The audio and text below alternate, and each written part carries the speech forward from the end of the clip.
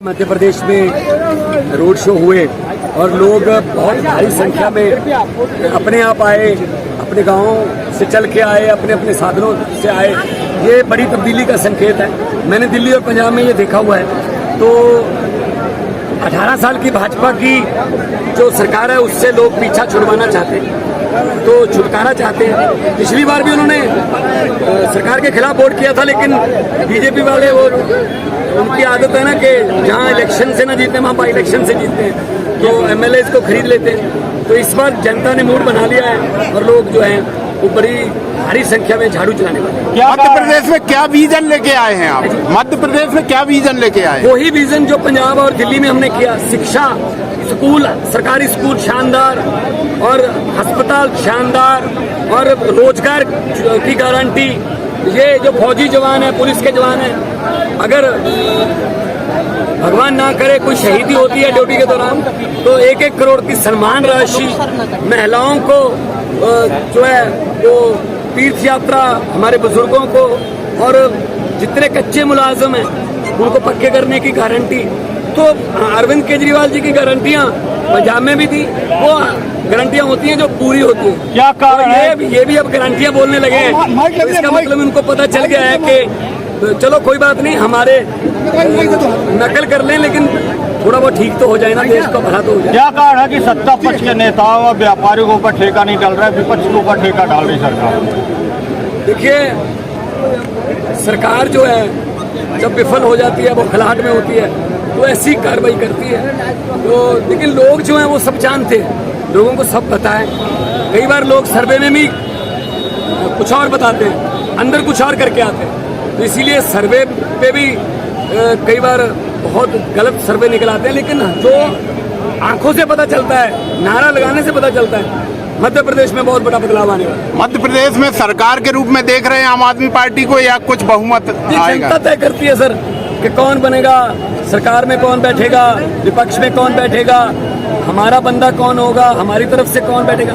तो जनता तय करती है। हमारा काम है जनता तक अपनी पार्टी की नीतियां, अरविंद केजरीवाल जी की नीतियां पहुंचाना, और कि हम दिल्ली और पंजाब में जो कर चुके हैं वही मध्य प्रदेश में भी करेंगे। पूरे देश में हमारा फर्ज बनता है। जो पंजाब की जनता सहूलत ले रही है, जो दिल्ली की जनता सहूलत ले रही है सरकार से, सभी प्रदेशों की जनता जो अपनी सरकारों से पूछे और वो सहूलतें लें कि अगर पंजाब दिल्ली में हो सकता है तो देश में क्यों नहीं। आप अपने दौरे में जनता का रिस्पांस किस तरह से देख रहे हैं?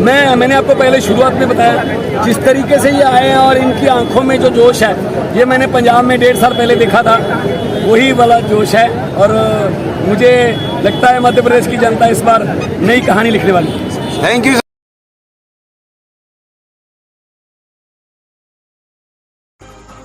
आम आदमी पार्टी आई तो बिहार को दिल्ली बना दूंगा, भगवत मान। पंजाब के मुख्यमंत्री भगवत मान बिजावर में रोड शो कर रहे बस स्टैंड पर आम सभा को संबोधित किया। आम आदमी पार्टी के बिहार के प्रत्याशी अमित भटनागर के पक्ष में प्रचार करने आए थे, जहां उन्होंने भाजपा सरकार पर आरोप लगाते हुए कहा कि पूरे मध्य प्रदेश को भ्रष्टाचार में डुबो दिया है, बच्चों का भविष्य बर्बाद कर दिया है। सभी से अपील है कि आम आदमी पार्टी को जिताओ, आपके सपनों का प्रदेश और आपका गांव बना के देंगे। वही सरकारी अस्पताल, वही सरकारी लूट जारी रखनी है तो 18 साल से बीजेपी कर रही है। भाई साहब, काम 5 साल और दे दो। और अगर आपने अच्छे स्कूल बनाने हैं सरकारी और चाहते हो कि सरकारी स्कूल में पढ़ के हमारे बच्चे भी डॉक्टर बने, इंजीनियर बने, वकील बने, तो भाई साहब झाड़ू का जनाब दें।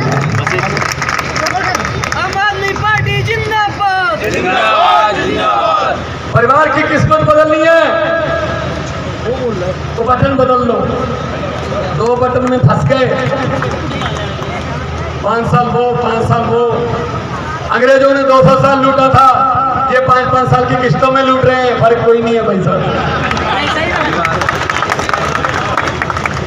अगर देश को कभी व्यापक घोटाला, कभी ये घोटाला, वो घोटाला, जंगल खा गए, पहाड़ खा गए, समंदर खा गए, नदियां खा गए। अगर किसी नदी के किनारे ये नेता लोग बस जाते, अगर किसी नदी के घाट पर ये नेता लोग बस जाते, तो जनता के प्यासे होठ 2 बूंद पानी के लिए भी तरस जाते। गनीमत है, शुक्र है कि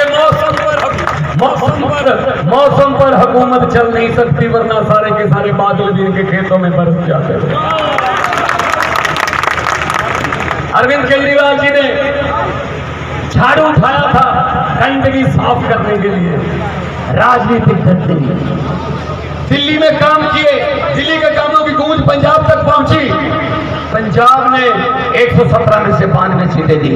अब मध्य प्रदेश आपके पास आए हैं भाई साहब, ये कहने के लिए कि मेरा फर्ज बनता है कि जो पंजाब के लोगों को, दिल्ली के लोगों को सहूलतें मिल रही हैं, मध्य प्रदेश वालों को उनको भी मिलनी चाहिए। अच्छे स्कूल, अच्छे अस्पताल, बिजली, पानी, रोजगार, व्यापार, आपका भी उतने हक है भाई साहब। एक ही संविधान के तहत आते हैं हम सब लोग। बीजेपी वाले कहते रहते हैं one nation one election, one nation फलां फलां। अरे वन नेशन वन एजुकेशन करो। जो अमीर के बच्चे को शिक्षा मिलती है वो गरीब को भी वही शिक्षा मिलनी चाहिए। एक स्कूल में पढ़े नहीं, गरीबों की पढ़ाई और गरीबों के टीचर और किताबें और, गरीब का इलाज और अमीर का इलाज और। तो ये कहने के लिए आए हैं आप, आपके पास झाड़ू का चुनाव चिन्ह है और हमारे प्रत्याशी अमित भटनागर जी ये बहुत देर से जुड़े हुए पार्टी के साथ। ऐसे लोगों को विधानसभा भेजोगे तो अच्छे कानून बनेंगे। अगर भाई साहब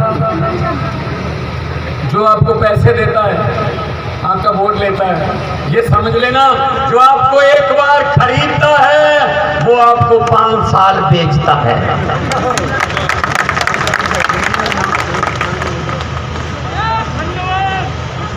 तो मैं ये कहने आया हूं मध्य प्रदेश वालों, वक्त आ गया। कोई गोली नहीं चलानी, कोई छुपकर कोई घात लगा के हमला नहीं करना। पोलिंग बूथ पे जाके एक पर्दे में लगी हुई मशीन पर झाड़ू का बटन दबाना है। इतनी सस्ते में क्रांति आ रही है भाई साहब, मौका हाथ से जाने नहीं देना।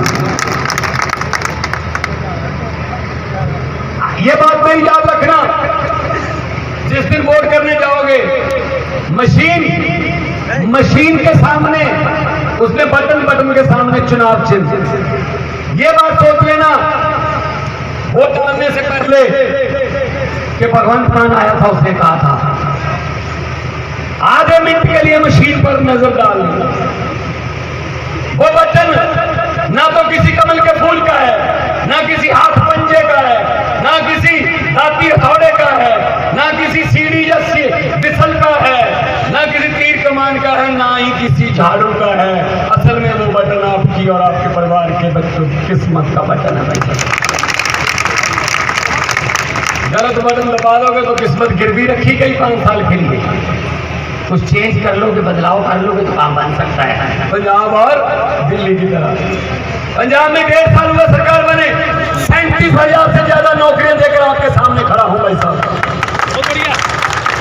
37,000 पहले 75 साल में नहीं मिली, अब 1.5 साल में कैसे मिलने लगी? नीयत साफ है जी, नीयत साफ है। पंजाब के खजाने में भी पैसे आ रहे हैं। भ्रष्टाचारियों के विरुद्ध मुहिम छेड़ रखी है। बड़े बड़े भ्रष्टाचारी पकड़ के जेल में डाले, उनके घरों से नोट गिनने वाली मशीनें मिली हैं भाई साहब, नेताओं के घरों से। हमारे पास नोट ही नहीं है, मशीन कहां से लाएंगे भाई? वो 15-15 लाख वाला वो आ गया चेक आपके घर पे? आया ना? आपको घर पे आया, हमारे यहाँ भी नहीं आया भाई साहब। वो नहीं आएगा। 15 लाख की बात छोड़ो, जो 2-4 हजार इमरजेंसी के लिए हमारे घर पे रखा हुआ था नोटबंदी करके, वो भी निकलवा के ले गए भाई साहब। मैंने पार्लियामेंट में बोल दिया था ये, और ऐसी बात बोलने के लिए भी जिगरा चाहिए।